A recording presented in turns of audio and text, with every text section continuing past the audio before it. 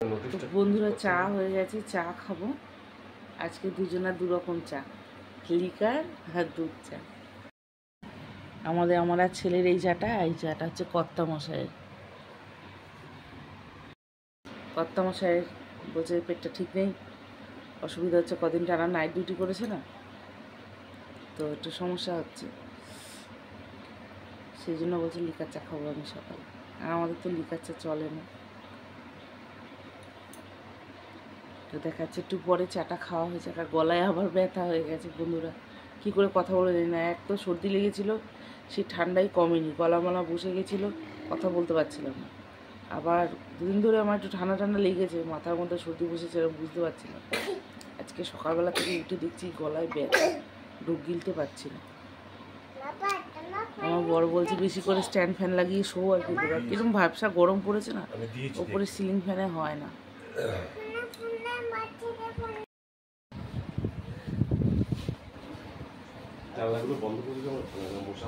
হ্যাঁ, পোকামাকড়গুলো সব ঘরে চলে আসবে। আগের বারে দিয়েছিল এরকম ঘাস মারা তেল, সব পোকামোকা চলে এসছে ঘরে, মিঠিকে কামড়েছে অনেক। ডালটা ধুতে গিয়েই ভাবছিলাম, তো ডালটা না বসিয়ে তো আসতে পারছি না। কালুয়া, কালকে মাছে কাটা মাটা ছিল, সেগুলো দিয়েছি, খেয়েছে। বাসি ভাতটা খায়নি জানো তো, রুটিটা আবার খাচ্ছে। দিলাম এক জায়গায়, নিয়ে এসে খাচ্ছে আর এক জায়গায়।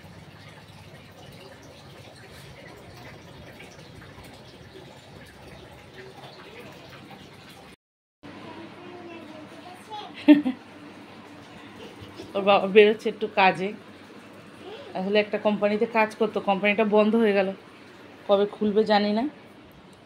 আর এইদিকে হচ্ছে আমার ভাত হয়ে গেছে, ভাত উপর দিয়ে দিয়েছি, আর এখানে হচ্ছে ডাল। ভাত হয়ে গেছে, ভাত উপর দিয়ে দিয়েছি, আর এখানে হচ্ছে ডাল। ডাল বসিয়ে দিয়েছি, আজকে মুসুর ডাল হচ্ছে। তো বন্ধুরা, সকালের জলখাবার হচ্ছে এই যে ভাত, আলু ভাজা, ডাল সেদ্ধ। তো এই থালাটার মধ্যে মেয়ের আর আমার ভাত নিয়েছিলাম, আমাকে মেয়ে বললো এই একটা থালায় খেতে পারবো না। আমি বলছি আমি একটা থালায় খেতে পারবো না। এই যে বসে আছে, মাইক সরাও, আমি মেয়েকে খাইয়ে দেবো ভাত। আর আজকে এই পর্যন্তই। আজকে একবারে ডাল করে নিয়েছি, ডাল আলু ভাজা ভাত করলাম, এখন ভাত ডালটা হয়ে থাকলো এই পর্যন্ত। আর দুপুরবেলা দেখি একটুখানি পোস্ত করব, একটু পাঁপড় ভেজে নেবো, আর একটা পেঁপে রেখেছি গাছের পেড়ে, ওটাকে সেদ্ধ দেবো। তোর বাবার নেমন্তন্ন ছিল, একটা শ্রাদ্ধের অনুষ্ঠানে নেমন্তন্ন, তো আমরা কেউ যাই না, শ্রাদ্ধের খাবার আমরা খাই না।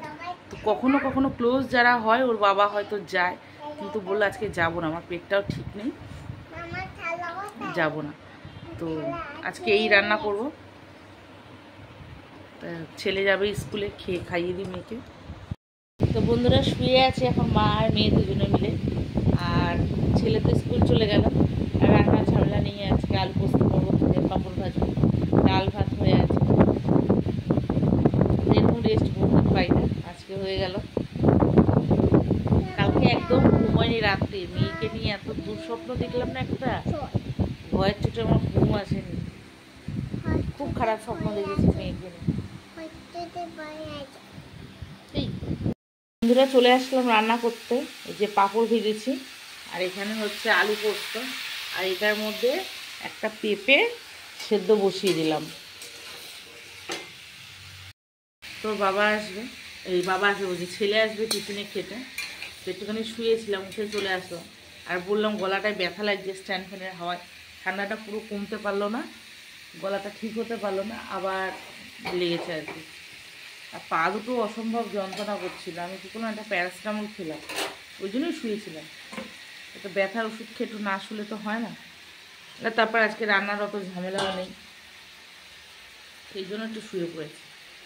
এখন বাড়বো হচ্ছে পোস্ত, মানে ছেলে চলে আসবে তাড়াতাড়ি, শিলটা আবার ওই পাশে রয়েছে, নিয়ে আসতে হবে।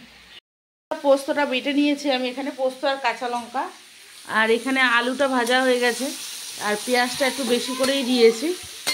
তো এবার জল দিয়ে দেবো, আলুটা একটু সেদ্ধ হয়ে আসলে তারপর পোস্ত দেবো। আর একটু ভাজতে হবে, পেঁয়াজটা ভালো ভাজা হয়নি, পেঁয়াজটা এই দিলাম তো। কি হয়েছে? প্যাকেটটা সরিয়ে দেবো, ওর জ্বালাতনের শেষ নেই।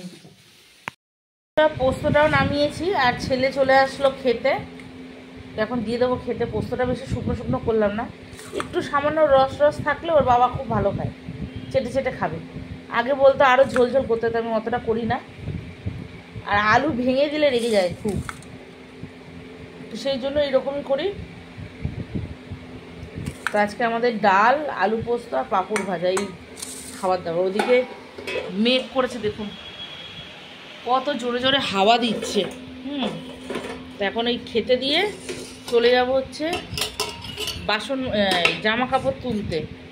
মেয়েটার ডালটা দিয়ে দিই, আবার ওর দাদা দিতে গেলে চিল্লাবে। শান্তি নেই কিছুতে, কত যে জ্বালা। এ বাবা তাড়াতাড়ি আয় রে, আমি জামা কাপড় তুলতে যাবো। কাপড়টা ওরা বের করে নেবে, আবার নাহলে নরম হয়ে যাবে। ফ্যান চলছে তো এখানে, আমি চলে যাই। তো ঝড় উঠেছে, খুব হাওয়া দিচ্ছে, আর এই বিড়ালটা তো মেয়ে করেই যাচ্ছে। একে একটা চিপস দেওয়া হলো, খাবে না। আর এই বক ফুলের পাতা পড়ে উঠোনের কি অবস্থা।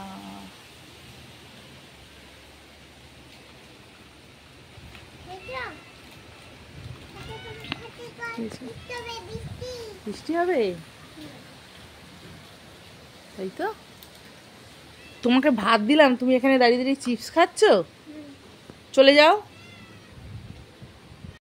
বন্ধুরা কালকে বৃহস্পতিবার, আর ফুলগুলো তো সব নিয়ে চলে যায়, তো কড়ি কটা তুলে রেখে এসছি। আমি তুলিনি, ওর বাবা তুলেছিল, দেখতে পাইনি এটা ভেতরে ছিল। তো আমি আসলে রাস্তার দিকে একটু বেরিয়েছি, একটা কড়ি দেখতে পেয়ে আবার তুলে নিলাম।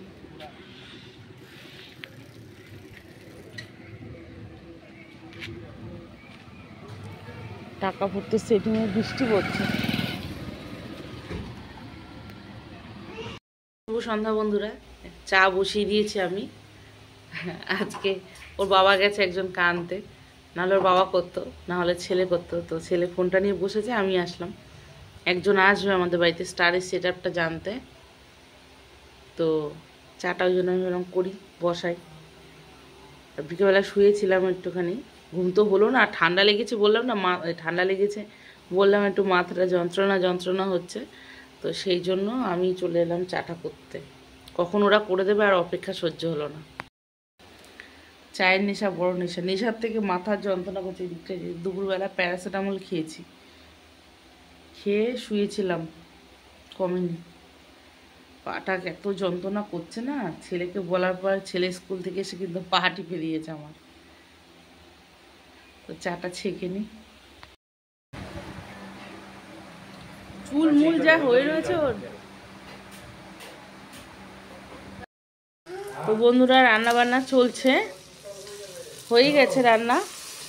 ওই রাতে করলাম ডাল, পেঁয়াজ দিয়ে ডাল, আলু বরবটি ভাজা আর ডিমের অমলেট। ডিমের অমলেট ওর বাবা খাবে না, খাবে ছেলে মেয়ে আর আমি খাবো। দুপুরের পোস্ত আছে, পাঁপড় ভাজা আছে। আমি তো ওইভাবে করিনি, তো তুমি দেখবে কি করে, এনাও দেখো তাহলে। দেখতে পেয়েছো? এই এক পাগলি মা আমার, হ্যাঁ, চুল টুল কিছু বাঁধে না। আর আমার কথা বোঝা যাচ্ছে কিনা আমি জানি না, কেন আমার নাক বন্ধ হয়ে যাচ্ছে। স্ট্যান্ড ফ্যানের হাওয়া খেয়ে আবার ঠান্ডা লেগে গেছে আমার, আর ভালো লাগে না। ডিমটা ভেঙে গেল দেখলি, তোর জন্য এরকম উৎপাত করে।